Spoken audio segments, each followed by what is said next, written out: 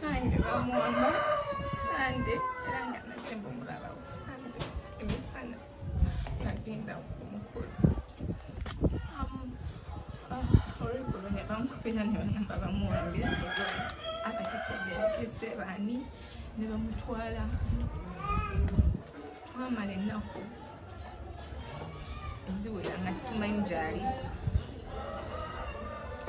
bali budde bwakiro ne batuwa ebifaananyi nga bamukuba ali bwereere mu basement saba bambi talina musango tutange tazangako musango kujjako okulwanirira eddembe ly'abantu sajja strong. They're strong. He's a strong man. He's really a strong man. And what I'm asking is that bamukomyeronga mulamu kuba ye buli kimu kye nnina ye eka bwe nina munange era ngumyanga nangamba tusibeera strong kugenda kulwana nenwanirira mube bulungi era strong era muna mugumu gwe mukulu gumya banno era ngamba kumyangezaako naye waliwo etukana ebizibu Muhozi Jeno, like they call you, because you are. Respect yourself, respect your statements, respect everyone. Kuba woyambula Eddie n'omuteeka mu kifaananyi ali bwereere omusazeeko ebirevu ready kati amusazeeko ebirevu now so what? Museveni ne mutabani we kye batuusa ku bannayuganda. Eddie Mutwe yawambibwa abasajja abali basindikiddwa Damulira ne banno mwawamba Eddie ne mutulugunya Muhozi nga mutulugunya personally mumwambudde engoye mumukoze buli kimu. Bannayuganda baagala mute Eddie Mutwe, family ya Eddie Mutwe yagala mute Eddie Mutwe, ate mulekerawo okukola ebikolobero ku bannayuganda. Response gy'olina okuwajja eno Muhozi nga CDF ng'akutte Eddie Mutwe si kumuvuma kuba naawe asobola okukukwata.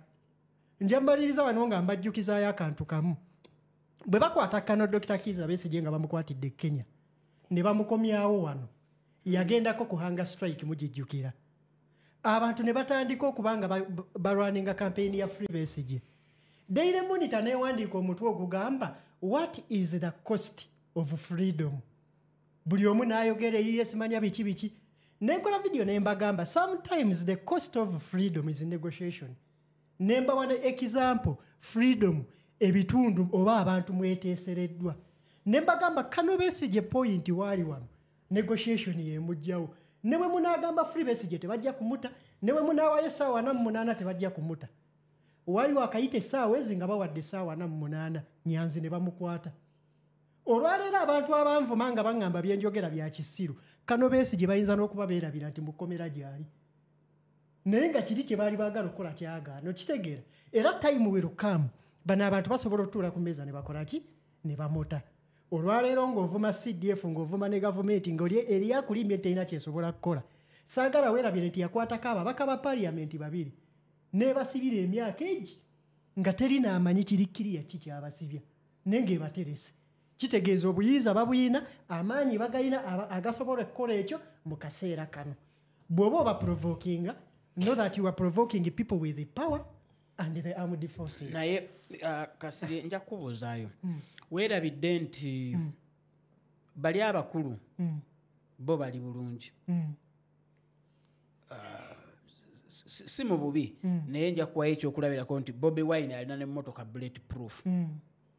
Naye omuntu wa bulijjo nze sikoza kigambo omuntu wa wansi teri muntu wa wansi abeera muntu wa bulijjo alinya boda atambulira mu taxi. Abantu bano oyogera kuba MP oyogera kuba Joel Ssenyonyi oyogera ku baani abo bonna bo badde oyogerako bo wadde ng'ebyokulabirako bali mu bulamu bulungi.